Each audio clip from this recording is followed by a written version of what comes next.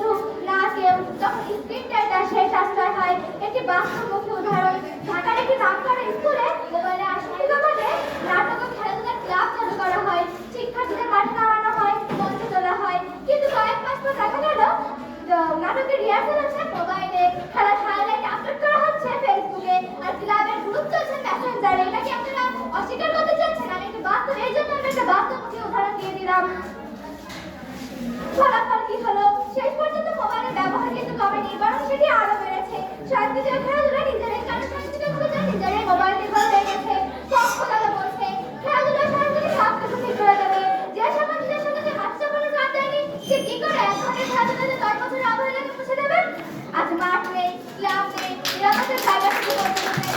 আজ শুধু একটি স্ক্রিন, আর আমরা আজকে স্ক্রিনের ঘোষণা করছি মাননীয় বিচারক কিন্তু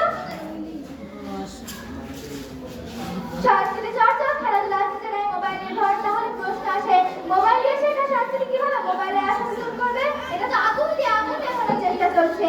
যে সমাজ অভিভাবকের মোবাইলে ব্যস্ত, সেই সমাজের সন্তানকে সংস্কৃতি শেখাবে কে?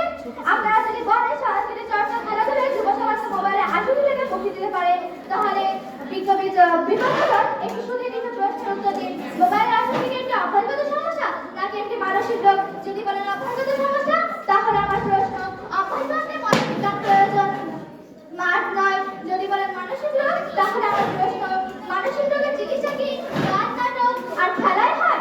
দুই উত্তরই আজকে আপনারা প্রস্তাবকে সম্পূর্ণ বাতিল করে ধর্ম বলে মানুষের আত্মসত্য বাতিলে নয়, ভেতরে থাকে। ইসলামে বলা হয়েছে নফস দমন করাই সবচেয়ে বড় জিহাদ। তাহলে যদি মানুষের অন্তর পরিবর্তন না হয়, তাহলে খেলাধুলার সংস্কৃতি কতক্ষণ মোবাইল থেকে দূরে রাখবে? একটু সময় তো মাঠে খেলবে, কিন্তু ফিরে এসে আবার মোবাইলে ডুবে যাবে। কোরআনে বলা হয়েছে নিশ্চয় আল্লাহ জাতির অবস্থা পরিবর্তন করে না যতক্ষণ তারা নিজেদের অন্তর পরিবর্তন করে। সূরা নাম 11 নম্বর আয়াত। অর্থাৎ যুব সমাজ অন্তর পরিবর্তন না হয়, তবে গান বাজনা নিয়ে চলে কিছু স্থায়ী সমাধান নয়।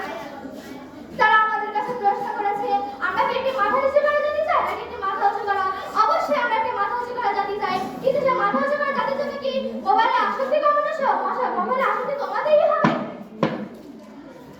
মাননীয় মডারেটর, আমি আর কিছুই বলবো না, কারণ কিছু কথা না তালি পাওয়ার জন্য হয় না, কিছু কথা শেখার জন্য হয়। এই বলে আমি আমার বক্তব্য শেষ করছি।